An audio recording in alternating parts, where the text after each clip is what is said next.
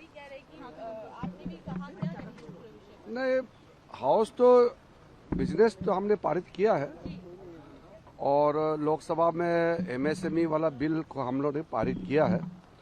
Business तो चल रहा है। मैंने कल भी बताया कि डिस्कशन कम इसलिए हो रहे हैं क्योंकि कांग्रेस पार्टी और अपोजिशन पार्टी ने हंगामा करके नारेबाजी किया, इसलिए डिस्कशन कम हुए हैं। लेकिन बिजनेस पारित हुआ है और राज्यसभा में एनडीए पार्टीज के जितने भी मेंबर्स हैं सबने डिबेट में हिस्सा भी लिया है, अपना बात भी रखा है। इसमें कंफ्यूजन नहीं होना चाहिए कि हाउस नहीं चल रहे हैं।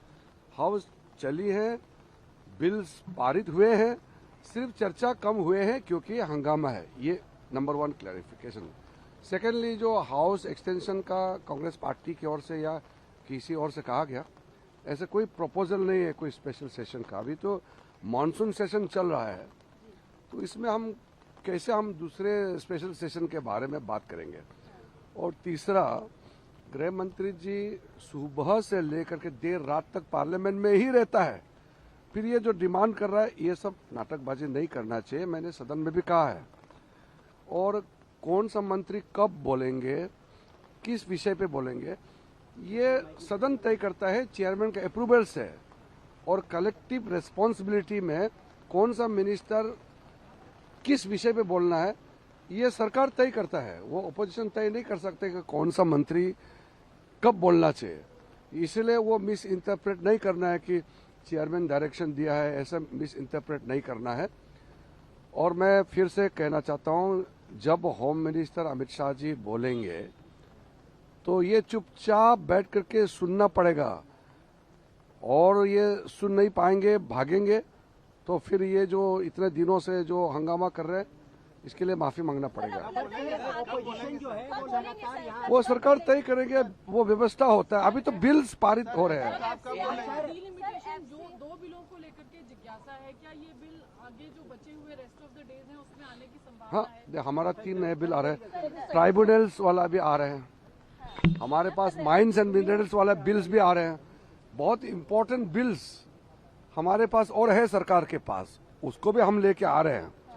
मैं फिर से अपील करता हूं, कांग्रेस पार्टी के कुछ नए एमपीज भी आए हैं, कुछ अपोजिशन के नए एमपीज चुन के आए हैं, उसको बेचारे बोलने का मौका ही नहीं मिलता है। कांग्रेस का सीनियर लीडर हंगामा करता है और उसके जो नए एमपीज है वो बोलने का मौका नहीं मिलता है। नुकसान किसका है बताइए? Every bill is important for the government and every bill is priority. Which bill is to be brought at what time, which day, I cannot definitely say. It depends. वो बाद में बताएंगे। राहुल गांधी जी से आपकी बात हुई थी, कोई कुछ रिस्पॉन्ड आया? क्योंकि आपने देखिए, डिलिमिटेशन, वुमेन रिजर्वेशन बहुत महत्वपूर्ण मुद्दे हैं। अब वो कहते हैं कि डिलिमिटेशन, वुमेन रिजर्वेशन को कांग्रेस विरोध करते हैं, तो ये तो एक तरीके से देश के महिलाओं के साथ धोखा है। तो सब मालूम है, हम लोग का कमिटमेंट को तो सब जानते हैं। प्रधानमंत्री जी ने बार बार कहा है कि महिलाओं को उनका अधिकार देके हम रहेंगे। अब कांग्रेस इसको बार बार विरोध कर रहे हैं, कांग्रेस को झेलना पड़ेगा ये महिला विरोधी होने का। आपने गृह मंत्री की बात की है, ऑल पार्टी होनी चाहिए क्या? ऑल पार्टी क्या, सब पार्टी का मत जो है सब मालूम है, फिर भी हम उसको जवाब देंगे बाद में। सर आपने गृह मंत्री की बात की है, आज भी प्रोटेस्ट किया गया था कि गृह मंत्री सदन में नहीं आते हैं। आखिर विपक्ष ऐसा क्यों झूठ फैला रहा है? हाँ,